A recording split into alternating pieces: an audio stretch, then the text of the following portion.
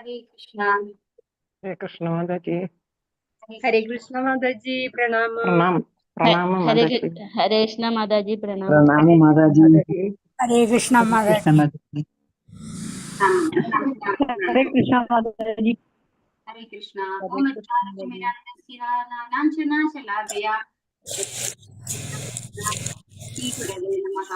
श्रीचैतन्यमनोभीष्टं स्थापितं येन भूतले स्वयं सदा मह्यं ददाति स्वपदान्तिकं वन्देऽहं श्रीगुरो श्रीयुतपदकमलं श्रीगुरुं वैष्णवांश्च श्रीरूपं साग्रजातं सागररघुनाथान्वितं तं सजीवं साद्वैतं सावधूतं परिजनसहितं कृष्णचैतन्यदेवं श्रीराधा कृष्णपादान् सगणललिता श्रीविशाखान्वितांश्च नमः पादाय कृष्णप्रेष्ठाय भूतले श्रीमते जयपताका स्वामी गिरिनामिनि नमाचार्य पादाय निताय कृपप्रदायिने गौरकथा दामदाय नगर ग्रामपति नमो विष्णुपादाय कृष्णप्रेष्ठाय भूतले श्रीमते भक्तिवेदांत स्वामी गिरिनामिनि नमस्ते सारस्वते देवे प्रवाणी प्रचारिणे देशवादी पाश्चात्य देशतारिणे वाञ्छागतपदरूपेश कृपा सिन्धुभ्येव च पतितानां पावनेभ्यो वैष्णवेभ्यो नमो नमः।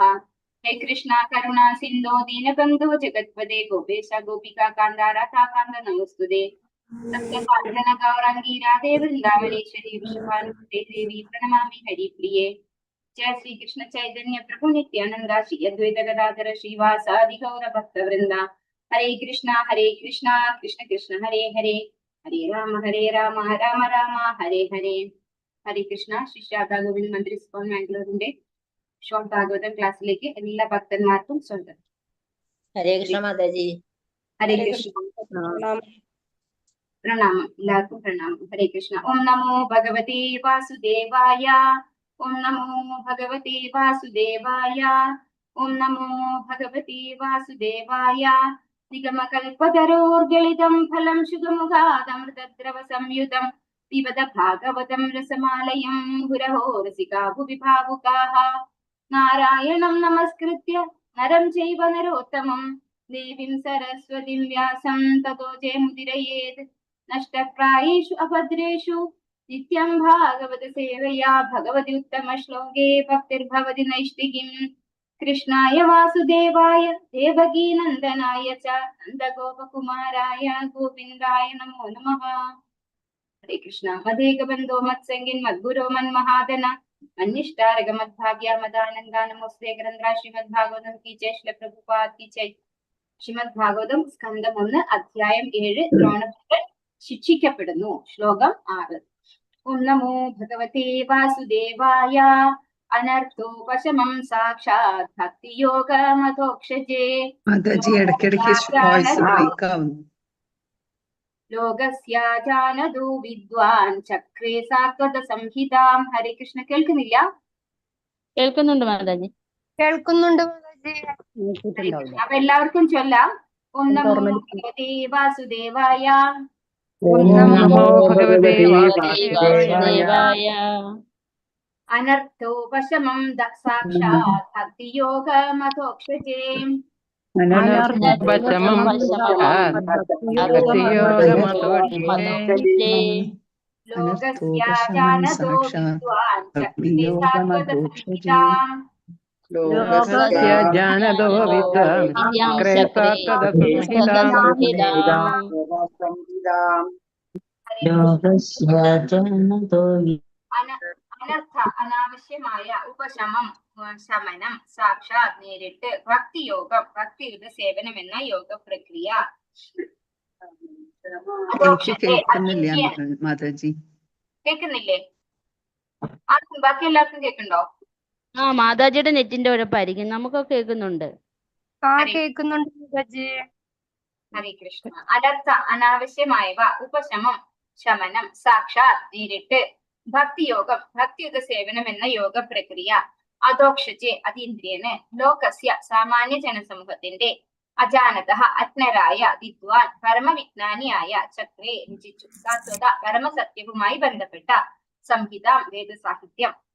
വർത്തനം ഭാവാർത്ഥം ഇസി ഭക്തി വേദാന്ത സ്വാമി പ്രഭുപാദ് കി ജയ്. ജീവസത്തകൾക്ക് അനാവശ്യമായ ഭൗതിക ക്ലേശങ്ങളിലെ ഭക്തിയുടെ സേവനം എന്ന യോഗ ഭൗതിക ക്ലേശങ്ങളെ ഭക്തിയുത സേവനം എന്ന യോഗ പ്രക്രിയയിലൂടെ നേരിട്ട് ശമിപ്പിക്കാൻ കഴിയും. എന്നാൽ സാമാന്യ ജനങ്ങൾ ഈ വസ്തുത അറിയുന്നില്ല. ആകയാൽ പരമസത്യവുമായി ബന്ധപ്പെട്ട ഈ വേദഗ്രന്ഥത്തെ പണ്ഡിത ശിരോമണിയായ വ്യാസദേവൻ രചിച്ചു. അപ്പോ നമ്മൾ നേരത്തെയുള്ള ശ്ലോകത്തിൽ എന്താണ് കണ്ടത്? തുടക്കത്തില് ശൗനകാദി മഹർഷിമാര് ചോദിക്കുകയാണ് സൂത ഗോസ്വാമിയോട്, നാരദ ബ്രഹ്മർഷി പോയതിനു ശേഷം, അതായത് വ്യാസദേവന് ഭാഗവതം എഴുതാൻ വേണ്ടി നിർദ്ദേശം കൊടുത്തിട്ട് മടങ്ങിപ്പോയതിനു ശേഷം വ്യാസദേവൻ എന്ത് ചെയ്തു എന്ന് ചോദിക്കേണ്ടായി അല്ലെ. അങ്ങനെയാണ് പറയുന്നത്. വ്യാസദേവൻ തന്റെ ആശ്രമത്തിന്റെ, എവിടെയാണ് ആശ്രമം എന്ന് പറഞ്ഞു.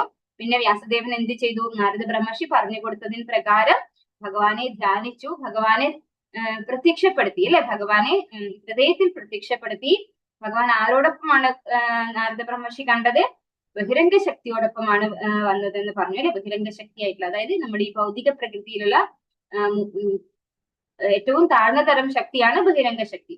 അപ്പൊ ബഹിരംഗ ശക്തിയോടൊപ്പമാണ് ഭഗവാനെ ദർശിച്ചത്. അപ്പൊ വ്യാസദേവൻ ശരിക്കും ഭാഗവതം എഴുതാൻ തുടങ്ങാൻ പോവാണ് അല്ലെ. അപ്പോഴാണ് ബഹിരംഗ ശക്തിയെ കാണുന്നത്. ഈ ബഹിരംഗ ശക്തിയുടെ പ്രത്യേകത എന്താണ്? അത് നമ്മളെ ഭഗവാനിൽ നിന്ന് അകറ്റുന്നതാണ് അല്ലെ. മഹാമായയാണ്. സാധാരണ ജനങ്ങൾ ഈ ബഹിരംഗ ശക്തിയാൽ എങ്ങനെയാണ് വലയ്ക്കപ്പെടുന്നത്?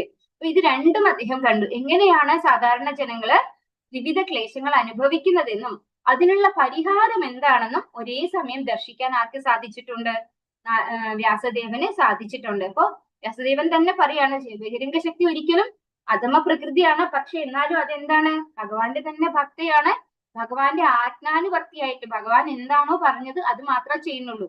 ഒരിക്കലും ഭഗവാന് തന്റെ ജനങ്ങളെ, തന്റെ മക്കളെ ബഹിരംഗ ശക്തിയാൽ ശിക്ഷിക്കപ്പെടണമെന്ന് ആഗ്രഹമില്ല. പക്ഷെ എന്ത് ചെയ്യാൻ പറ്റും? അനുസരണയില്ലാത്ത കുട്ടികളെ ശിക്ഷിക്കാൻ ഒരാളെ ഏൽപ്പിക്കുന്നത് പോലെ നമ്മളൊക്കെ അനുസരണയില്ലാത്ത കുട്ടികളായി പോയത് കൊണ്ട് ബഹിരംഗ ശക്തിയാൽ നമ്മള് സ്വാധീനിക്കപ്പെടുകയാണ്, നമ്മള് ആക്രമിക്കപ്പെടുകയാണ് ചെയ്യുന്നത് അല്ലെ. ശരിക്കും ബുദ്ധിമുട്ടാണ് ചെയ്യുന്നത് ഈ ഭൗതിക ലോകത്ത്. അപ്പോ അതിനുള്ള പ്രതിവിധി, ഈ ഒരു പരിഹാരം അല്ലെങ്കിൽ ഒരു മെഡിസിൻ എന്ന് പറയുന്നത് എന്താണ്?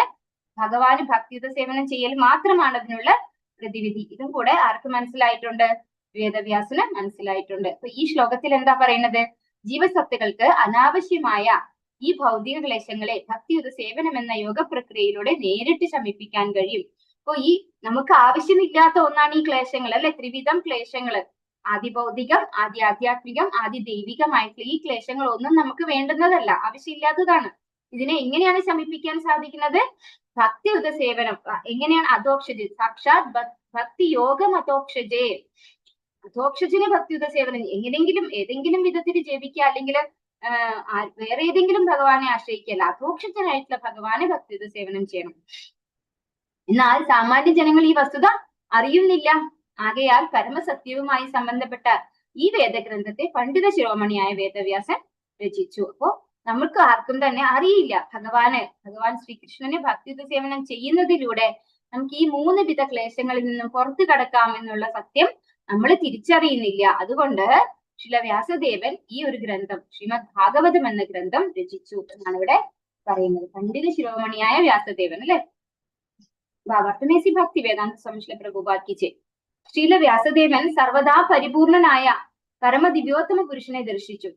സമ്പൂർണനായ പരമദിവ്യോത്തമ പുരുഷൻ എന്നാൽ അദ്ദേഹത്തിന്റെ അവിഭാജ്യ ഘടകങ്ങളും അതിൽ ഉൾപ്പെടുമെന്ന് ഈ പ്രസ്താവന സൂചിപ്പിക്കുന്നു. ആകയാൽ അന്തരംഗ ശക്തി, തടസ്ഥ ശക്തി, ബഹിരംഗ ശക്തി എന്നിങ്ങനെയുള്ള ഭഗവാന്റെ വിഭിന്ന ശക്തികളെയും അദ്ദേഹം ദർശിച്ചു. അപ്പൊ ഭഗവാനെ ദർശിച്ചു, അതായത് വ്യാസദേവൻ ഭഗവാനെ ദർശിക്കാൻ ഉണ്ടായത് അല്ലെ. പക്ഷെ ഭഗവാനെ ദർശിക്കുക പറഞ്ഞു കഴിഞ്ഞാൽ ഭഗവാനെ പരിപൂർണമായിട്ട് ദർശിക്കുക എന്നാണ്. നമുക്കൊക്കെ അറിയാം, യശോദാമ്മയുടെ വായില്, യശോദാമ്മ കണ്ണന്റെ വായില്, ഉണ്ണിക്കണ്ണന്റെ വായില് നോക്കിയപ്പോ എന്തൊക്കെയാ കണ്ടത്? ഈ സർവ്വപ്രപഞ്ചങ്ങളും കണ്ടു അല്ലെ. അവിടെ അതിനകത്ത് ഭഗവാനെയും കണ്ടു, യശോദാമ്മയും കണ്ടു അല്ലെ.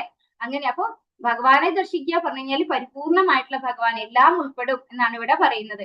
ഭഗവാനും ഭഗവാന്റെ അവിഭാജ്യ ഘടകങ്ങളും, അമൈവാംശോ ജീവലോകെ. അപ്പൊ നമ്മളൊക്കെ ആരാണ്? ഭഗവാന്റെ ശാശ്വത അംശമാണ്. അപ്പൊ നമ്മളെയും കണ്ടു ആര്?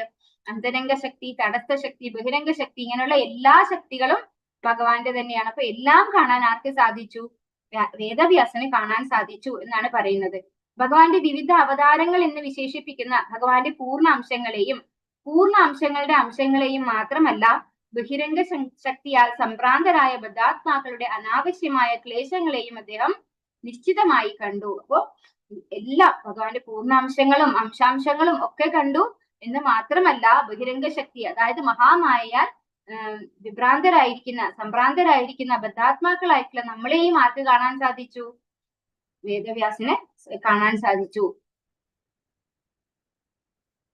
അന്ത്യത്തിൽ ബദ്ധാത്മാക്കൾക്കായുള്ള പരിഹാര നടപടിയായ ഭക്തിയുടെ സേവന പ്രക്രിയയും അദ്ദേഹം കണ്ടു. അപ്പോ ഈ ബദ്ധാത്മാക്കൾ ഇങ്ങനെ സഫർ ചെയ്തുകൊണ്ടിരിക്കുന്നവർക്ക് ഒരേ ഒരു പരിഹാരമേ ഉള്ളൂ, അത് ഭഗവാന് ഭക്തിയുടെ സേവനം ചെയ്യാണ് എന്നത് തിരിച്ചറിയാനും വ്യാസദേവന് സാധിച്ചു. ഭക്തിയുത സേവനം എന്നത് മഹത്തായ അതീന്ദ്രിയ ശാസ്ത്രമാകുന്നു. ഇത് ആരംഭിക്കുന്നത് പരമദിവ്യോത്തമ പുരുഷന്റെ നാമം, യശസ്, മഹിമകൾ തുടങ്ങിയവ ശ്രവിക്കുകയും കീർത്തിക്കുകയും ചെയ്യുന്ന പ്രവർത്തന പദ്ധതിയിലൂടെ ആകുന്നു. അപ്പോ നമ്മൾ ഈ ഭക്തിയുത സേവനം എന്ന് പറയുന്നത് എന്താണ്? അത് ഇന്ദ്രിയ വിഷയമല്ല അല്ലെ, അത് അതീന്ദ്രിയമായ ശാസ്ത്രം, അതീന്ദ്രിയമായ, അതായത് നമ്മുടെ ഇന്ദ്രിയങ്ങൾക്ക് അപ്പുറത്തുള്ള അതീന്ദ്രിയമായിട്ടുള്ള സയൻസ്, അതാണ് ശാസ്ത്രം എന്നാണ് ഇവിടെ പറഞ്ഞിരിക്കുന്നത് അല്ലെ. ഇത് എവിടെ നിന്നാണ് ആരംഭിക്കുന്നത്? ഭഗവാന്റെ നാമം, യശസ്, മഹിമകൾ ഇവ ശ്രവിക്കുന്നതിലൂടെ, ശ്രവണത്തിലൂടെയാണ് ആദ്യം സ്റ്റാർട്ട് ചെയ്യുന്നത് അല്ലെ. എന്തൊക്കെയാണ് ശ്രവിക്കേണ്ടത്? ഭഗവാന്റെ നാമം. നമ്മൾ നാമം ജപിക്കുമ്പോൾ നമ്മൾ കേൾക്കണം എന്ന് നമ്മൾ പറയും അല്ലെ. ഭഗവാന്റെ നാമം, യശസ്, അതൊക്കെ എവിടുന്നാ നമുക്ക് കിട്ടുക? യശസ് നമ്മൾ എവിടുന്നാ കേൾക്കുക? ഭാഗവതത്തിലൂടെ തന്നെയാണ് അല്ലെ. ഭാഗവതത്തിലും മഹാഭാരതത്തിലും ഒക്കെ ഭഗവാന്റെ യശസ് ഉണ്ട്. ഏറ്റവും കൂടുതലായിട്ട് ഭാഗവതം അതിനു വേണ്ടി തന്നെ ആര് രചിച്ചിട്ടുള്ളതാണ്? ചില വ്യാസദേവൻ രചിച്ചിട്ടുള്ളതാണ്. യശസ്, മഹിമകൾ. അതുപോലെ ഇത് നമുക്ക് ഭഗവത്ഗീതയിലും കേൾക്കാം അല്ലെ. ഭഗവാനെ കുറിച്ച് യശസ് ആയിട്ട് നമുക്ക് പറയാം. അപ്പൊ ഭഗവാന്റെ നാമം, യശസ്, മഹിമകൾ തുടങ്ങിയവ ശ്രവിക്കുന്നതിലൂടെയും കീർത്തിക്കുന്നതിലൂടെയും, പിന്നെയോ അങ്ങനെ ഈ രണ്ട് പ്രവർത്തനങ്ങളിലൂടെയാണ് നമുക്ക് എന്ത് സ്റ്റാർട്ട് ചെയ്യാൻ പറ്റുന്നത്? ഭക്തിയുത സേവനം സ്റ്റാർട്ട് ചെയ്യാൻ പറ്റുന്നത്. സുപ്തമായ ഭഗവത് പ്രേമത്തെ അഥവാ മമതയെ പുനരുജ്ജീവിപ്പിക്കുക എന്നത് ശ്രവണം, കീർത്തനം എന്നീ യാന്ത്രിക പ്രവർത്തനങ്ങളെ ആശ്രയിച്ചല്ല നിൽക്കുന്നത്. എന്നാൽ അത് പരിപൂർണമായും കേവലം ഭഗവാന്റെ അഹൈതുക കാരുണ്യത്തെ ആശ്രയിച്ചാണ് നിലനിൽക്കുന്നത്. അപ്പോ നമ്മൾ വിചാരിക്കും നമുക്ക് കേൾക്കാം അല്ലെ, അങ്ങനെ വിചാരിച്ചാൽ പറ്റില്ല എന്നാണ് ഇവിടെ പറഞ്ഞത്. അതായത് ഭഗവാന്റെ കാരുണ്യം കൂടെ വേണം, കൃപ കൂടെ വേണം. അഹൈതുകമായ കാരുണ്യത്തെ ആശ്രയിച്ചാണ്, ഭഗവാൻ കാരുണ്യം കാണിക്കുന്നത് കൊണ്ടാണ് നമുക്കത് കേൾക്കാനും അങ്ങനെ കീർത്തിക്കാനും സാധിക്കുന്നത്. ഭഗവാന്റെ കാരുണ്യം ഇല്ലാത്തവർക്കാണ് ഇത് കേൾക്കാൻ താല്പര്യം ഇല്ലാത്തത്. കേട്ടാലും അവർക്ക് മനസ്സിലാവില്ല അല്ലെ, അവർക്ക് കേൾക്കാൻ താല്പര്യം ഉണ്ടാവില്ല. അത് എന്തുകൊണ്ടാണ്? ഭഗവാന്റെ കാരുണ്യം ഇല്ല. അതുകൊണ്ടാണ് അവർക്ക് ഈ ശ്രവണം, കീർത്തനം എന്നീ കാര്യങ്ങളിൽ താല്പര്യം ഇല്ലാതെയാകുന്നത്. അപ്പോ നമ്മൾ ഒരു കാര്യം നമ്മൾ മനസ്സിലാക്കുക, നമുക്ക് ഇത് കേൾക്കാൻ സാധിക്കുന്നുണ്ടെങ്കിൽ ഭഗവാന്റെ കാരുണ്യം നമുക്ക് കിട്ടിയിട്ടുണ്ട് എന്നുള്ളതാണ്. ഭക്തന്റെ ആത്മാർത്ഥമായ പരിശ്രമത്തിൽ ഭഗവാൻ പൂർണ്ണ തൃപ്തനാകുമ്പോൾ അദ്ദേഹം ഭക്തന് തന്റെ അതീന്ദ്രിയ പ്രേമയുത സേവനം പ്രദാനം ചെയ്യും. അതായത് ഭക്തൻ ആഗ്രഹിക്കണം, ഭഗവാൻ കാരുണ്യം കാണിക്കണം, ഇത് രണ്ടും ഉണ്ടാവണം. അപ്പോഴാണ് നമുക്ക് ഈ ശ്രവണം, കീർത്തനം ആയിട്ടുള്ള ഈ കാര്യങ്ങളൊക്കെ ചെയ്യാനുള്ള ഒരു അവസരം നമുക്ക് കിട്ടുന്നത്. എന്നാൽ നിർദ്ദിഷ്ട രൂപത്തിലുള്ള ശ്രവണ കീർത്തനത്താൽ പോലും അനാവശ്യവും വ്യർത്ഥവുമായ ഭൗതിക അസ്തിത്വ ക്ലേശങ്ങൾ തൽക്ഷണം ശമിക്കുന്നു. അതായത് ഭഗവാനെ, എന്നാൽ നിർദ്ദിഷ്ട രൂപത്തിലുള്ള ശ്രവണ കീർത്തനത്താൽ പോലും, അതായത് വളരെ നാമമാത്രമായിട്ട് നമ്മൾ കുറച്ച് വിശ്വാസം ഇല്ലാതെ അല്ലെങ്കിൽ ഒന്നും ആഗ്രഹിക്കാതെ വെറുതെ കുറച്ച് നാമം ജപിച്ചാൽ പോലും നമുക്ക് എന്ത് കിട്ടുന്നു? നമ്മുടെ ക്ലേശങ്ങളിൽ നിന്ന് ഒരു ശമനം ലഭിക്കുന്നു എന്നാണ് പറയുന്നത്. നമ്മുടെ ഈ ഭൗതിക ക്ലേശങ്ങളിൽ നിന്ന് നമുക്ക് വ്യത്യാസം ഉണ്ടാകും. ഭൗതിക ബന്ധത്തിന്റെ അത്തരം പ്രശമനം അതീന്ദ്രിയ ജ്ഞാന വികാസനത്തിന് വേണ്ടി കാത്തു നിൽക്കുന്നില്ല, മറിച്ച് പരമസത്യത്തിന്റെ ആത്യന്തിക സാക്ഷാത്കാരത്തിന് ജ്ഞാനം, ഭക്തിയുത സേവനത്തെയാണ് ആശ്രയിച്ചിരിക്കുന്നത്. ഇവിടെ എന്താ പറയുന്നത്? ഭൗതിക ബന്ധത്തിന്റെ അത്തരം പ്രശമനം അതീന്ദ്രിയ ജ്ഞാന വികാസത്തിന് വേണ്ടി കാത്തിരിക്കുന്നില്ല. അപ്പോൾ അതീന്ദ്രിയമായ ജ്ഞാനം ലഭിക്കാൻ വേണ്ടിയിട്ട് കാത്തു നിൽക്കുന്നില്ല ഭക്തിയുത സേവനം ചെയ്യാൻ വേണ്ടിയിട്ട്. പക്ഷെ പകരം എന്താ സംഭവിക്കുന്നത്? ജ്ഞാനം ഭക്തിയുത സേവനത്തെയാണ് ആശ്രയിച്ചിരിക്കുന്നത്. അപ്പോ നമ്മൾ ജ്ഞാനം ലഭിച്ചിട്ട് ഭക്തി ചെയ്യാം എന്ന് ചിന്തിക്കേണ്ട ആവശ്യമില്ല. നമുക്ക് എല്ലാം അറിയട്ടെ, ഞാൻ വേദങ്ങളൊക്കെ പഠിക്കട്ടെ, അതിൽ ആരെ കുറിച്ചാണെന്ന് മനസ്സിലാക്കട്ടെ, അല്ലെങ്കിൽ ഞാൻ ഭഗവത്ഗീത, ഭാഗവതം എല്ലാം പഠിച്ച് മനസ്സിലാക്കട്ടെ ഭഗവാൻ ആരാണെന്ന്, എന്നതിന് ശേഷം ഭക്തി ചെയ്യാം. അതല്ല ഇവിടെ പറയുന്നത്. നമ്മൾ ആദ്യം എന്ത് ചെയ്യണം? ഭക്തിയുത സേവനം ചെയ്യാം. നമ്മുടെ ശിക്ഷാ ഗുരുക്കന്മാരെ, അതുപോലെ ദീക്ഷാ ഗുരുക്കന്മാരൊക്കെ നമുക്ക് പറഞ്ഞു തരും അല്ലെ. ദീക്ഷാ ഗുരുവിന്റെ അടുത്ത് വരെ എത്തണമെങ്കിൽ ആദ്യം ശിക്ഷാ ഗുരുവിൽ നിന്ന് ഭഗവാനെ കുറിച്ച് കേൾക്കണം. അങ്ങനെ ഭഗവാനെ കുറിച്ച് കേൾക്കുമ്പോൾ നമ്മൾ അവർ പറയുന്നത് അനുസരിച്ച് നമ്മൾ പ്രവർത്തിക്കാൻ തുടങ്ങണം. നമ്മൾ ഭക്തിയുത സേവനം ചെയ്യാൻ തുടങ്ങണം. അങ്ങനെ സേവനം ചെയ്യാൻ തുടങ്ങുമ്പോൾ ജ്ഞാനം എന്താണ്? സ്വാഭാവികമായിട്ട് വരും. നമ്മള് ഭക്തിരസാമൃത സിന്ധുവില് പറയുന്നുണ്ട്, അഥ ശ്രീകൃഷ്ണ നാമാദീന ഭവേഗ്രാഹ്യമിന്ദ്രിയൈഹി സേവോന്മുഖേഹി ജിഹ്വാദൗ സ്വയമേവ സ്ഫുരത്യതഃ. ഭഗവാന്റെ നാമം, യശസ്, കീർത്തനം ഇവയൊക്കെ നമ്മുടെ ഭൗതികമായ ഇന്ദ്രിയങ്ങൾ കൊണ്ട് നമുക്ക് മനസ്സിലാക്കാമെന്ന് വിചാരിക്കുന്നത് തെറ്റാണ്. പകരം എന്ത് ചെയ്യണം? നമ്മൾ നമ്മുടെ ജിഹ്വ ഉപയോഗിച്ച് നാവ് ഉപയോഗിച്ച് ഭഗവാനെ നാമം ജപിക്കണം, ഭഗവാനെ കീർത്തിക്കണം, അതുപോലെ ഭഗവാന്റെ പ്രസാദം ഭക്ഷിക്കണം. നമ്മള് നാരദ ബ്രഹ്മർഷിയുടെ പൂർവജന്മത്തിന്റെ ഇത് കേട്ടു. എന്താണ് പറഞ്ഞിരിക്കുന്നത്? ഭക്തി വേദാന്തികളുടെ ഉച്ഛിഷ്ട ഭോജനം അത് അവരുടെ സമൂഹത്തോടു കൂടി ലഭിച്ചത് കൊണ്ടാണ് നാരദ ബ്രഹ്മർഷിക്ക് ശ്രവണ കീർത്തനങ്ങളിൽ താല്പര്യം ജനിച്ചത് എന്ന് നമ്മൾ കണ്ടു അല്ലെ. അപ്പൊ അത് നമ്മൾ ആദ്യം ചെയ്യണം. നമ്മുടെ ജിഹ്വ കൊണ്ട്, നമ്മുടെ നാവ് കൊണ്ട് ഭഗവാന്റെ പ്രസാദം കഴിക്കാൻ ശ്രമിക്കണം. അതുപോലെ നാമം കീർത്തിക്കുക, അത് നമ്മൾ ആദ്യം ചെയ്യണം. അപ്പോഴാണ് നമുക്ക് ഭഗവാനെ കുറിച്ച് മനസ്സിലാക്കാൻ സാധിക്കുന്നത്. ഓം നമോ ഭഗവതേ വാസുദേവായ യസ്യാം വൈ ശ്രൂയമാണായാം കൃഷ്ണേ പരമപുരുഷേ ഭക്തിരുത്പദ്യത്തെ പുംസഃ ശോകമോഹ ഭയാപഹ. എല്ലാവർക്കും ചൊല്ലാം. ഓം നമോ ഭഗവതേ വാസുദേവായ. ഓം നമോ ഭഗവതേ വാസുദേവായ. യസ്യാം വൈ ശ്രൂയമാണായാം കൃഷ്ണേ പരമപുരുഷേ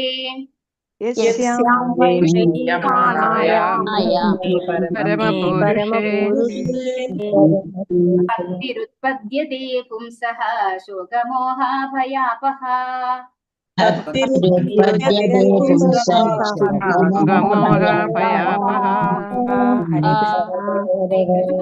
ഹരേ കൃഷ്ണ. ഈ വേദസാഹിത്യം വൈ നിശ്ചയമായും ശ്രൂയമാണായാം ശ്രവണേന്ദ്രിയത്തിലൂടെ സ്വീകരിക്കുന്നത് കൊണ്ട് മാത്രം കൃഷ്ണയെ ശ്രീകൃഷ്ണ ഭഗവാനിൽ പരമോന്നതൻ പുരുഷേ പരമദിവ്യോത്തമ പുരുഷനെ ഭക്തിയുത സേവന വികാരങ്ങൾ ഉത്പദ്യതേ അങ്കുരിക്കുന്നു. പുംസഹ ജീവാത്മാവിന്റെ ശോകം മോഹ മായ ഭയം അപഹ ശമിപ്പിക്കുന്നത്. വർത്തനം ഭാവാർത്ഥമേസി ഭക്തി വേദാന്ത സ്വാമിശ്രീല പ്രഭുപാദ് കി ജയ്. ഈ വേദസാഹിത്യത്തിന്റെ ശ്രവണത്തിലൂടെ മാത്രം പരമദിവ്യോത്തമ പുരുഷനായ ശ്രീകൃഷ്ണ ഭഗവാനോടുള്ള പ്രേമയുത സേവന വികാരം നാമ്പെടുക്കുകയും തൽക്ഷണം ശോകം മായ ഭയം എന്നിവയാകുന്ന അഗ്നിയെ ശമിപ്പിക്കുകയും ചെയ്യുന്നു. അപ്പോ ഈ ശ്ലോകത്തിൽ കൃത്യമായിട്ട് പറയാണ് അല്ലെ, ഈ വേദസാഹിത്യം ഇത് ഏത് വേദസാഹിത്യമാണ് പറയുന്നത്? ശ്രീമദ് ഭാഗവതമാണ് പറയുന്നത്. ശ്രീമദ് ഭാഗവതത്തിന്റെ ശ്രവണത്തിലൂടെ മാത്രം പരമദിവ്യോത്തമ പുരുഷനായ ശ്രീകൃഷ്ണ ഭഗവാനോടുള്ള പ്രേമയുത സേവന വികാരം നാം എടുക്കുന്നു എന്നാണ് പറയുന്നത്. അപ്പൊ നമ്മൾ ഇത് കേൾക്കുക മാത്രം ചെയ്താൽ മതി. അങ്ങനെയാണെങ്കിൽ തന്നെയും എന്താണ്, നമുക്ക് ഭഗവാനോട് പ്രേമയുത സേവനം ചെയ്യാനുള്ള ആ ഒരു താല്പര്യം അത് അങ്കുരിക്കുന്നു. അങ്ങനെ പറയുന്നത് അല്ലെ, ഉത്പദ്യത്തെ എന്നാണ് ഇവിടെ ഉപയോഗിച്ചിരിക്കുന്നത്. അതേസമയം തന്നെ, അതായത് ഭഗവാനെ കേൾക്കാൻ, ഭഗവാനെ കുറിച്ച് കേൾക്കാൻ നമ്മൾ ആഗ്രഹിക്കുന്ന നിമിഷത്തിൽ തന്നെ നമ്മുടെ ഉള്ളിൽ നിന്ന് ശോകം മായ ഭയം എന്നിവയാകുന്ന അഗ്നിയെ ശമിപ്പിക്കുകയും ചെയ്യുന്നു എന്നാണ് പറയുന്നത്. അപ്പോൾ ഈ ഒരു ശ്രവണത്തിനുള്ള ഒരു താല്പര്യം ജനിച്ച് നമ്മളത് ശ്രവിക്കാൻ തുടങ്ങി കഴിഞ്ഞാൽ നമ്മുടെ ഉള്ളിൽ നിന്ന് ഈ മഹാമായയാൽ ഉണ്ടാകുന്ന ശോകം മായ ഭയം ഇവയൊക്കെ നശിപ്പിക്കപ്പെടുന്നു എന്നാണ് പറയുന്നത്. ഭാവാർത്ഥം ഈ ഭക്തി വേദാന്ത സ്വാമിശ്രീല പ്രഭുപാദ് കി ജയ്. വ്യത്യസ്ത ഇന്ദ്രിയങ്ങളിൽ ഏറ്റവും അധികം ഫലപ്രദമായത് ശ്രവണേന്ദ്രിയമാകുന്നു. ഒരു വ്യക്തി ഗാഠനിദ്രയിലാണെങ്കിൽ പോലും ഈ ഇന്ദ്രിയം പ്രവർത്തിച്ചു കൊണ്ടിരിക്കുന്നു. ഉണർന്നിരിക്കുമ്പോൾ ശത്രുകരങ്ങളിൽ നിന്നും സ്വയം സംരക്ഷിക്കാൻ ഒരാളാൽ സാധ്യമാകുന്നു. എന്നാൽ ഗാഠനിദ്രയിലായിരിക്കുമ്പോൾ ഒരാൾ സംരക്ഷിക്കപ്പെടുന്നത് ശ്രവണേന്ദ്രിയം മുഖാന്തരം മാത്രമാകുന്നു. അപ്പോ നമ്മൾ ഈ ഒരു ശ്ലോകം നമുക്ക് അറിയുമ്പോൾ നമ്മള് പലപ്പോഴും സ്വാഭാവികമായിട്ട് നമ്മളെ ഈ ഒരു സമൂഹത്തിൽ ചെയ്തു വരുന്നത്, ഒരു കിടപ്പ് രോഗിയെ നമ്മൾ എന്താ ചെയ്യാ, നമ്മൾ പറയും അവർക്ക് കുറെ പൈസ കൊണ്ട് കൊടുക്കുക, അല്ലെ അവർക്ക് ട്രീറ്റ്മെന്റ് വേണ്ടത്ര ട്രീറ്റ്മെന്റ് കൊടുത്ത് അവർ എഴുന്നേറ്റ് വരും എന്നൊക്കെയാണ് വിചാരിക്കുക. പക്ഷെ ഈ ശ്രവണേന്ദ്രിയം നമ്മൾ ഏത് കിടപ്പിലാണെങ്കിലും എന്താണ്, വളരെ ഫുള്ളി ഫ്രീ ആണല്ലേ, നമുക്ക് വേറെ ഒന്നും ചെയ്യാനില്ല. ശരിക്കും അങ്ങനെയുള്ള മനുഷ്യർക്ക് നമ്മൾ എന്താ കൊടുക്കേണ്ടത്? ശ്രീമദ് ഭാഗവതം കേൾക്കാനുള്ള ഒരു ഓപ്പർച്യൂണിറ്റിയാണ് അവർക്ക് വേണ്ടത് അല്ലെ. അവർ എനിവേ ബെഡ് റിഡൺ ആണ്, അവർക്ക് അവിടെ നിന്ന് എഴുന്നേറ്റ് വരാൻ പറ്റില്ല. ട്രീറ്റ്മെന്റ് ഒരു സൈഡ് ബൈ സൈഡ് ആയിട്ട് കൊടുത്താൽ പോലും അവർക്ക് ആ ഒരു സമയത്ത് വേറെ ഒന്നും ചിന്തിക്കാതെ ഭഗവാന്റെ കീർത്തനങ്ങള് കേട്ട് കഴിഞ്ഞാല്, ഭഗവാനെ കുറിച്ച് കേട്ട് കഴിഞ്ഞാല്, ശ്രീമദ് ഭാഗവതം കേട്ട് കഴിഞ്ഞാല് അവർക്ക് ഈ വിധ ക്ലേശങ്ങളിൽ നിന്നൊക്കെ മുക്തരാകാൻ സാധിക്കുകയും അടുത്ത ഒരു ശരീരം കിട്ടുമ്പോൾ അവർക്ക് എന്ത് കിട്ടും? അവർക്ക് പൂർണ്ണമായിട്ടും ഭക്തി ചെയ്യാനുള്ള ഒരു ശരീരം കിട്ടുകയും ചെയ്യും അല്ലെ. അപ്പൊ ശരിക്കും പറഞ്ഞാൽ യഥാർത്ഥത്തിലുള്ള ഒരു സേവനം അല്ലെങ്കിൽ ഒരു ദാനം എന്നൊക്കെ പറയുന്നത് എന്താണ്? ഭഗവാനെ കുറിച്ചുള്ള ഈ അറിവ് തന്നെയാണ് അവർക്ക് വേണ്ടത് അല്ലെ. ഇവിടെ എന്താ പറയുന്നത്? വ്യത്യസ്ത ഇന്ദ്രിയങ്ങളിൽ ഏറ്റവും ഫലപ്രദമായത് ശ്രവണേന്ദ്രിയം. നമ്മളെ ഏറ്റവും കൂടുതൽ സ്വാധീനിക്കുന്ന ഒന്നാണ് ഈ ശ്രവണേന്ദ്രിയം എന്നാണ് പറയുന്നത്. അത് ഗാഠനിദ്രയിലാണെങ്കിൽ പോലും ഈ ഇന്ദ്രിയം പ്രവർത്തിച്ചുകൊണ്ട് നമ്മൾ പെട്ടെന്ന് ഞെട്ടി ഉണരും അല്ലെ, ഒരൊച്ച കേട്ട് കഴിഞ്ഞാല്. അപ്പൊ ആ സമയത്ത് പോലും നമ്മൾ നല്ല ഉറക്കത്തിലാണെങ്കിൽ പോലും ഈ ആക്റ്റീവ് ആണ് നമ്മുടെ ശ്രവണ ഇന്ദ്രിയം എന്ന് പറയുന്നു. ഉണർന്നിരിക്കുമ്പോൾ ശത്രുക്കൾ വരുമ്പോൾ നമുക്ക് ആക്റ്റീവായിട്ട് എഴുന്നേറ്റ് പ്രൊട്ടക്ട് ചെയ്യാൻ പറ്റും. പക്ഷെ നമ്മൾ ഉറങ്ങിക്കിടക്കുമ്പോൾ ശബ്ദമാണ് നമ്മളെ പ്രൊട്ടക്ട് ചെയ്യുന്നത്, അല്ലെ? ശബ്ദമാണ് നമ്മളെ ശ്രദ്ധിക്കുന്നത്.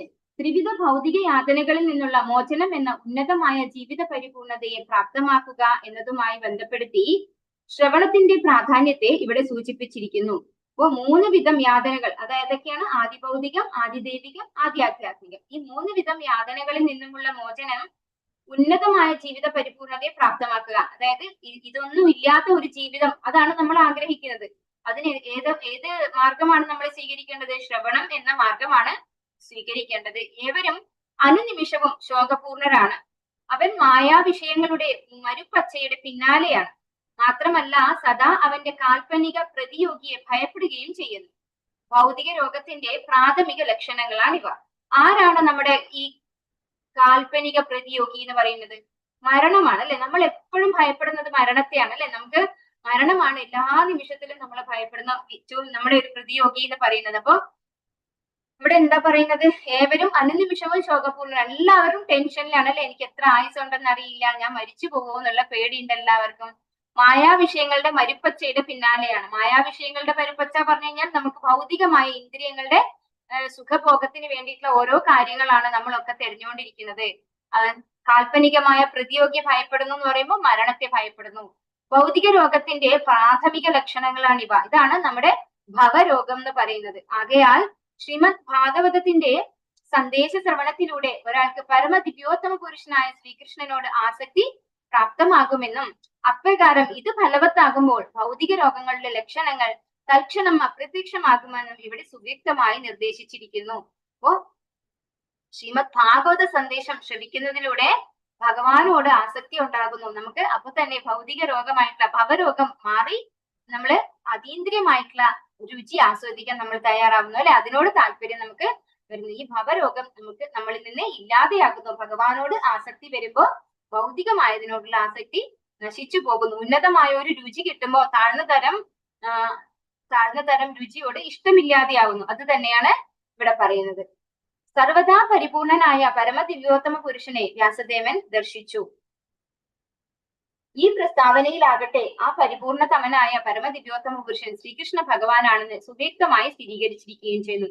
അപ്പോ വ്യാസദേവൻ ഭഗവാനെ ആരോടൊപ്പം കണ്ടു? ബഹിരംഗ ശക്തിയോടൊപ്പം കണ്ടു എന്ന് പറഞ്ഞാൽ ഈ ശ്ലോകത്തിൽ വ്യക്തമായി എടുത്തു പറഞ്ഞിട്ടുമുണ്ട് ശ്രീകൃഷ്ണൻ എന്നല്ലേ? കൃഷ്ണേ, അതാണ് ഇവിടെ കൃഷ്ണേ പരമപുരുഷേ എന്നാണ് ഉപയോഗിച്ചിരിക്കുന്നത്. അപ്പൊ വ്യക്തമായിട്ട് ഈ ശ്ലോകത്തില് വ്യാസദേവൻ എടുത്തു പറഞ്ഞു ആ പരമപുരുഷൻ ശ്രീകൃഷ്ണ ഭഗവാനാണ് എന്നാണ് ഇവിടെ പറയുന്നത്, സ്ഥിരീകരിച്ചിരിക്കുന്നു എന്നാണ് ഇവിടെ പറയുന്നത്. അപ്പൊ ഭഗവാൻ ശ്രീകൃഷ്ണനാണ് പരമപുരുഷനായിട്ടുള്ള പരമദിവ്യോത്തമ പുരുഷനായിട്ടുള്ള ഭഗവാൻ എന്നാണ് ഇവിടെ വ്യക്തമായിട്ട് പറഞ്ഞത് എന്നാണ് ശ്രീല പ്രഭുപാദർ നമുക്ക് പറഞ്ഞു തരുന്നത്. പരമപുരുഷനോടുള്ള കളങ്കമറ്റ യഥാർത്ഥ പ്രേമം വികസിപ്പിക്കുകയാണ് ഭക്തിയുത സേവനത്തിന്റെ ആത്യന്തിക ഫലം. പ്രേമം എന്ന പദം സാധാരണയായി സ്ത്രീയെയും പുരുഷനെയും ബന്ധപ്പെടുത്തിയാണ് ഉപയോഗിക്കുന്നത്. ശ്രീകൃഷ്ണ ഭഗവാനും ജീവസത്തകളും തമ്മിലുള്ള ബന്ധത്തെ സൂചിപ്പിക്കുന്നതിന് അത്യന്തം ഉചിതമായ ഏകപദവും പ്രേമം മാത്രമാകുന്നു. ഭഗവത്ഗീതയിൽ ജീവസത്തകളെ പ്രകൃതി എന്ന് വിശേഷിപ്പിച്ചിരിക്കുന്നു. സംസ്കൃതത്തിൽ പ്രകൃതി എന്നത് സ്ത്രീലിംഗമാണ്. ഭഗവാനെ സദാ പരമപുരുഷൻ അഥവാ ശ്രേഷ്ഠ വ്യക്തിത്വമായി വർണ്ണിച്ചിരിക്കുന്നു. അങ്ങനെ ഭഗവാനും ജീവസത്തകളും തമ്മിലുള്ള സ്നേഹവികാരം ഒരു കണക്കിൽ സ്ത്രീയും പുരുഷനും തമ്മിലുള്ളത് പോലെ തന്നെയാണ്.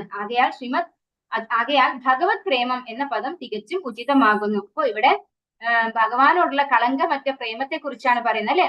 ഭഗവാനോടുള്ള കളങ്കമറ്റ യഥാർത്ഥ പ്രേമം വികസിപ്പിക്കുന്നത് അതാണ് എന്തിന്റെ ലക്ഷ്യം എന്ന് പറയുന്നത്? നമ്മൾ ഭക്തിയുത സേവനം ചെയ്യുന്നതിന്റെ ആത്യന്തികമായ ലക്ഷ്യം ഭഗവത് പ്രേമം കിട്ടുക എന്നുള്ളതാണ്. ഭഗവാനോട് ആസക്തി ഉണ്ടാകുക. ഭഗവാൻ ഇല്ലാതെ എനിക്കിവിടെ നിൽക്കാൻ പറ്റില്ല, അല്ലെ? ചൈതന്യ മഹാപ്രഭു പറയുന്ന ഒരു നിമിഷം പോലും യുഗങ്ങളായിട്ട് എനിക്ക് ഫീൽ ചെയ്യുന്നു ഭഗവാന്റെ വിരഹത്തില് എന്നാണ് പറയുന്നത്, അല്ലെ? അപ്പൊ അത്രമാത്രം ഭഗവത് പ്രേമമാണ് നമ്മുടെ ആത്യന്തികമായ ലക്ഷ്യം എന്ന് പറയുന്നത്. അപ്പോ ഇവിടെ ശ്രീല പ്രഭുപാദര് പറയാണ് ഈ പ്രേമം എന്ന വാക്ക് സ്ത്രീ പുരുഷന്മാരുടെ ആകർഷണത്തെയാണ് സ്വാഭാവികമായിട്ട് ഉപയോഗിക്കാറുള്ളത്. അപ്പൊ ഇവിടെ ശ്രീകൃഷ്ണ ഭഗവാനും ജീവസത്തകളും തമ്മിലുള്ള ബന്ധവും അതുപോലെ തന്നെയാണ് എന്നാണ് പറയുന്നത്. ഈ പ്രകൃതി, ഭൗതിക പ്രകൃതിയാണ് നമ്മളെന്ന് പറയുന്നത്, അല്ലെ? ഈ പ്രകൃതി എന്ന് പറയുന്നത് സ്ത്രീയും ഭഗവാൻ എന്നത് പുരുഷനുമാണ്. അതുകൊണ്ട് തന്നെ ഭഗവാനോട് പ്രേമം എന്ന് പറയുന്നത് സ്വാഭാവികമായും ശരിയാണ്.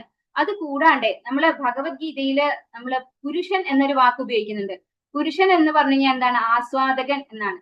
ഇൻഡിപെൻഡന്റ് എന്നും കൂടെ ഉണ്ട് അല്ലെ. അതായത് മറ്റൊരാളെ ഡിപ്പെൻഡ് ചെയ്യുന്ന ആളല്ല പുരുഷൻ എന്ന് പറയുന്നത്. അപ്പോ അങ്ങനെ നോക്കിയാൽ ഇവിടെ നമ്മൾ ഈ ഭൗതിക പ്രകൃതിയിൽ പുരുഷനായാലും സ്ത്രീ ആയാലും ഡിപ്പെൻഡന്റ് ആണ് അല്ലെ. ഒരു പുരുഷ ശരീരമാണെന്ന് മാത്രമേ ഉള്ളൂ, അയാളും എന്താണ്? ഡിപ്പെൻഡന്റ് ആണ്. അയാളുടെ സന്തോഷം മറ്റൊരാളെ ഡിപ്പെൻഡ് ചെയ്യുന്നുണ്ട്. അവർ ഫുള്ളി ഡിപ്പെൻഡന്റ് ആണ്. നമ്മൾ ഈ ഭൗതിക ലോകത്തെ എല്ലാവരും ഈക്വലി എന്താണ്? ഡിപ്പെൻഡന്റ് ആണ്. പക്ഷെ ഇൻഡിപെൻഡന്റ് ആയിട്ടുള്ളത് ആരാണ്? ഭഗവാൻ മാത്രമാണ് അല്ലെ. പരിപൂർണ സ്വതന്ത്രൻ, വിരാട് അല്ലെ. അങ്ങനെയാണ് ഭഗവാനെ പറഞ്ഞത്. പരിപൂർണ അഭിജ്ഞനാണ്, സ്വരാടാണ് ഭഗവാൻ. അപ്പോ അങ്ങനെയുള്ള ഭഗവാനാണ് പൂർണ്ണമായിട്ടും ഇൻഡിപെൻഡന്റ് ആയിട്ടുള്ളത്. ബാക്കി ജീവാത്മാക്കളൊക്കെ എന്താണ്? ഭഗവാനെ ഡിപ്പെൻഡ് ചെയ്യുന്നുണ്ട്. അപ്പൊ ആ ഡിപ്പെൻഡൻസി ഉള്ളത് ആർക്കാണ്? സ്ത്രീക്കാണ്. അപ്പൊ പുരുഷനായാലും ഈ ഭൗതിക ലോകത്ത് ഡിപ്പെൻഡന്റ് ആണ്, മറ്റൊരാളെ ഡിപ്പെൻഡ് ചെയ്യുന്നുണ്ട്. അതുകൊണ്ട് തന്നെ അദ്ദേഹം ശരീരം കൊണ്ട് പുരുഷനാണെങ്കിലും അതിന്റെ പ്രകൃതി എന്ന് പറയുന്നത്, അയാളുടെ പ്രകൃതി എന്ന് പറയുന്നത് സ്ത്രീ എന്നത് തന്നെയാണ്. അല്ലാണ്ട് പുരുഷൻ എന്നതല്ല. ശാശ്വതമായിട്ട് പുരുഷൻ എന്ന് പറയുന്നത് ഭഗവാൻ മാത്രമാണ്. അതുകൊണ്ട് തന്നെ എല്ലാവർക്കും, പുരുഷന്മാർക്കും സ്ത്രീകൾക്കും ഒരുപോലെ പ്രേമം ഉണ്ടാകുന്നതാണ് ഭഗവാനോട്, ഭഗവാൻ ശ്രീകൃഷ്ണനോട്. അതുപോലെ നമ്മൾ അല്ലാതെ നോക്കിയാലും ജീവാത്മാവ് എപ്പോഴും ആരെ ഡിപ്പെൻഡ് ചെയ്യുന്നത്? എല്ലാവരുടെ ഉള്ളിലും ജീവാത്മാവ് ഉണ്ടെന്ന് നമ്മൾ കണ്ടു അല്ലെ. ഭഗവത്ഗീതയിൽ നമ്മൾ പഠിക്കുന്നത് എന്താണ്? ജീവാത്മാവ്, ഭഗവാൻ, പരമാത്മാവ്, ഇതൊക്കെ നമ്മൾ പഠിക്കുന്നുണ്ട് അല്ലെ. അപ്പൊ എല്ലാ ജീവാത്മാവിന്റെയും കൂടെ പരമാത്മാവായിട്ട് ഭഗവാനുണ്ട്. അപ്പൊ ഈ ജീവാത്മാവ് എപ്പോഴും ആരെ ഡിപ്പെൻഡന്റ് ആണ്? പരമാത്മാവിനെ ഡിപ്പെൻഡന്റ് ആണ്. ഇത് പുരുഷന്റെ ശരീരമായാലും സ്ത്രീയുടെ ശരീരമായാലും ആ ജീവാത്മാവ് ആരെ ഡിപ്പെൻഡ് ചെയ്യുന്നുണ്ട്? പരമാത്മാവായ ഭഗവാനെ ഡിപ്പെൻഡ് ചെയ്യുന്നുണ്ട്. അപ്പോ ഡിപ്പെൻഡന്റ് ആയതുകൊണ്ട് തന്നെ ആ ജീവാത്മാവ് ആരാണ്? സ്ത്രീയാണ് അല്ലെ. ഭഗവാനെ ഡിപ്പെൻഡ് ചെയ്യുന്നത് കൊണ്ട് സ്ത്രീയാണ്. ഭഗവാൻ പരമപുരുഷനാണ്. ആ പുരുഷനെ ഡിപ്പെൻഡ് ചെയ്യുന്ന ഒരു ഡിപ്പെൻഡൻസി ഉള്ള ഒരാളാണ് ജീവാത്മാവ് എന്ന് പറയുന്നത്. അതുകൊണ്ട് ഈ പ്രേമം സ്വാഭാവികമാണ്. അപ്പൊ അങ്ങനെ എങ്ങനെ നോക്കിയാലും ഭഗവാനോ ഭക്തനും അല്ലെങ്കിൽ ഭഗവാനും ജീവാത്മാവും തമ്മിലുള്ളത് ഒരു പ്രേമ വ്യവഹാരമാണ്, ഒരു സ്ത്രീയും പുരുഷനും എന്നതുപോലെ തന്നെ. അതുകൊണ്ട് ആ വാക്ക് കൃത്യമായിട്ടും കറക്റ്റ് ആണെന്നാണ് ഇവിടെ പറഞ്ഞു തരുന്നത്. പ്രേമപൂർവമുള്ള ഭഗവത് ഭക്തിയുടെ സേവനം ആരംഭിക്കുന്നത് ഭഗവത് ശ്രവണത്തിലൂടെയാണ്. ഭഗവാനും ഭഗവത് സംബന്ധ വിഷയശ്രവണവും തമ്മിൽ ഭേദമില്ല. ഭഗവാൻ സർവപ്രകാരത്തിലും നിരപേക്ഷനാണ്. ആകയാൽ ഭഗവാനും ഭഗവത് സംബന്ധിയായ വിഷയങ്ങളുടെ ശ്രവണവും തമ്മിൽ യാതൊരു വ്യത്യാസവുമില്ല. ആകയാൽ ഭഗവത് ശ്രവണം എന്നാൽ അതീന്ദ്രിയ ശബ്ദ സ്പന്ദന പ്രക്രിയയാൽ ഭഗവാനുമായുള്ള തൽക്ഷണ സമ്പർക്കം എന്നാണ് അർത്ഥം. അപ്പൊ ഇവിടെ ഭഗവാന്റെ ഭക്തിയുടെ സേവനം ആരംഭിക്കുന്നത് ശ്രവണത്തിലൂടെയാണ്. ഭഗവാനും ശ്രവണവും തമ്മിൽ വ്യത്യാസമില്ല എന്നാണ് പറയുന്നത്. അതായത് ഭഗവാനും ഭഗവത് സംബന്ധ ശ്രവണ വിഷയവും അങ്ങനെയാണ്. അതായത് ഭഗവാനെ കുറിച്ച് ശ്രവിക്കുക, അല്ലാതെ വേറെ എന്തെങ്കിലും ഭൗതികമായ ശ്രവണമല്ല പറയുന്നത്. ഇവിടെ ഭഗവാനെ സംബന്ധിക്കുന്നത് ശ്രവിക്കുന്നതും ഭഗവാനും അത് രണ്ടും ഒന്നാണെന്നാണ് പറയുന്നത്. അപ്പോ നമ്മൾ ശ്രവിക്കുമ്പോൾ നമ്മൾ ആരുടെ കൂടെയാണുള്ളത്? ഭഗവാന്റെ കൂടെയാണുള്ളത് അല്ലെ. ആ ശബ്ദസ്പന്ദനം ആരാണ്? ഭഗവാനാണ്. ഭഗവാനെ കുറിച്ചുള്ള ആ ശബ്ദസ്പന്ദനം പോലും ഭഗവാനാണെങ്കിൽ നമ്മൾ ഭഗവാനെ കുറിച്ച് ശ്രവിക്കുമ്പോൾ അവിടെ ആരാ ഉള്ളത്? നമ്മൾ ആരെ കുറിച്ചാണ് ശ്രവിക്കുന്നത്? നമ്മൾ ആരുടെ കൂടെ ഉള്ളത്? ഭഗവാനാണ് അല്ലെ. നമ്മുടെ കാതുകളിലേക്ക് കയറുന്നത് ഭഗവാനാണ്. ഭഗവത് സംബന്ധിയായ വിഷയങ്ങളുടെ ശ്രവണവും തമ്മിൽ യാതൊരു വ്യത്യാസവുമില്ല. ആകയാൽ ഭഗവത് ശ്രവണം എന്നാൽ അതീന്ദ്രിയ ശബ്ദസ്പന്ദന പ്രക്രിയയാൽ ഭഗവാനുമായുള്ള തൽക്ഷണ സമ്പർക്കമാണ് എന്നാണ് അർത്ഥം. അതായത് ഭഗവാനുമായി നമ്മൾ സമ്പർക്കത്തിലാകുന്നു എന്നാണ് ഭഗവാന്റെ കഥകൾ കേൾക്കുമ്പോൾ നമ്മൾ മനസ്സിലാക്കേണ്ടത്. മാത്രമല്ല മുകളിൽ പ്രസ്താവിച്ച ഭൗതിക വ്യാധികളെയും ദൂരീകരിച്ചുകൊണ്ട് തൽക്ഷണം പ്രവർത്തിക്കുന്ന വിധം ഫലവത്താണ് അതീന്ദ്രിയ ശബ്ദം. അപ്പൊ ആ ശബ്ദത്തിന്റെ പവറാണ് ഇവിടെ പറയുന്നത്. അപ്പൊ എല്ലാ ഭൗതികമായിട്ടുള്ള വ്യഥകളെയും എല്ലാ വ്യാധികളെയും ഇല്ലാതെയാക്കാൻ മാത്രം ഫലവത്താണ്, അത്രയും പവർഫുൾ ആണ് ഈ അതീന്ദ്രിയ ശബ്ദം. മുമ്പ് പ്രസ്താവിച്ചതുപോലെ ജീവസത്ത ഭൗതിക സംസർഗത്താൽ ഒരുതരം സങ്കീർണ അവസ്ഥ വളർത്തിയെടുക്കുന്നു. ഇത് ഭഗവത്ഗീതയിൽ പറയുന്നത് എവിടെയാണ്? മനഃഷ്ടാനിന്ദ്രിയാണി പ്രകൃതി സ്ഥാനി കർഷതി അല്ലെ. ഭൗതികമായ പ്രകൃതിയുമായി സമ്പർക്കത്തിലായിട്ട് 6 ഇന്ദ്രിയങ്ങൾ, മനസ്സുടെ ഉൾപ്പെടെയുള്ള 6 ഇന്ദ്രിയങ്ങൾ ഉപയോഗിച്ച് കഷ്ടപ്പെടുന്നു എന്നാണ് പറയുന്നത്. അങ്ങനെ ഭൗതിക ശരീരം എന്ന മായിക കാരാഗ്രഹത്തെ യഥാർത്ഥ വസ്തുതയായി അംഗീകരിക്കുന്നു. അത്തരം വ്യാജമായ സങ്കീർണതയ്ക്ക് വിധേയരായി വിഭിന്ന ജീവവിഭാഗങ്ങളിലുള്ള ജീവാത്മാക്കൾ വിവിധ രീതിയിൽ വ്യാമോഹിതരായി തീരുന്നു. അപ്പോ നമ്മൾ അങ്ങനെ ഒരു ശരീരം എടുത്ത് ഈ ശരീരത്തിന്റെ ബന്ധുക്കളാണ്, ഇതാണ് എന്റെ വീട്, ഈ ബന്ധുക്കളാണ് എന്റേതെന്ന് വിചാരിച്ച് നമ്മള് വ്യാമോഹിതരായി തീരുന്നു. അത്യന്തം വികാസം പ്രാപിച്ച മനുഷ്യ ജീവിതാവസ്ഥയിൽ പോലും അതേ വ്യാമോഹം നിരവധി ഇസങ്ങളുടെ രൂപത്തിൽ പ്രബലമായിരിക്കുന്നു. നമ്മള് വളരെ ബുദ്ധിമാന്മാരായിട്ടുള്ള മനുഷ്യരാണ് നമ്മൾ അല്ലെ. മൃഗങ്ങളൊന്നും അല്ല, നമ്മള് മനുഷ്യരാണെന്നുള്ളത് ഒരു പ്രൗഡ് ഉണ്ട് നമുക്ക് അല്ലെ. പക്ഷെ നമ്മളും എന്തൊക്കെ ഒരുപാട് ഇസങ്ങൾ, ഇവിടെ കുറെ ഇസങ്ങളുടെ പേര് പറഞ്ഞിരിക്കുന്നു. കമ്മ്യൂണിസം, ക്യാപിറ്റലിസം, സോഷ്യലിസം, നാഷണലിസം, ഹ്യൂമാനിറ്റേറിയനിസം, ഇങ്ങനെ കുറെ ഇസങ്ങളുടെ പേര് പറഞ്ഞ് നമ്മള് എന്താണ് വ്യാമോഹിതരാണ് എന്നാണ് പറയുന്നത്. ഇത് ഭഗവാനുമായുള്ള പ്രേമബന്ധത്തെ വിഭജിക്കുന്നു. അപ്പൊ ഈ പറയുന്ന ഇസങ്ങളൊക്കെ നമ്മളെ ഭഗവാനിൽ നിന്ന് അകറ്റാണ് ചെയ്യുന്നത്. തന്മൂലം മനുഷ്യനും തമ്മിലുള്ള സ്നേഹബന്ധത്തെയും വിഭജിക്കുന്നു.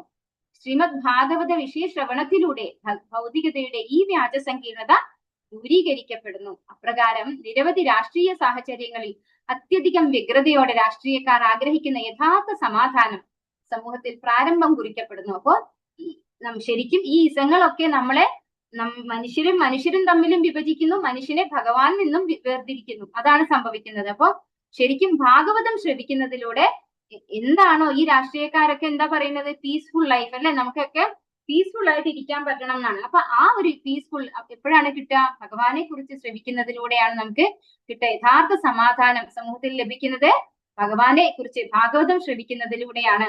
മനുഷ്യർ തമ്മിലും രാഷ്ട്രങ്ങൾ തമ്മിലുമുള്ള സമാധാനപരമായ അന്തരീക്ഷം രാഷ്ട്രീയക്കാർ ആഗ്രഹിക്കുന്നുവെങ്കിലും അതേസമയം ഭൗതിക അധികാരത്തിനായുള്ള അഭിനിവേശ ആധിക്യത്താൽ വ്യാമോഹവും ഭയവും ഇവിടെ സംജാതമാകുന്നു.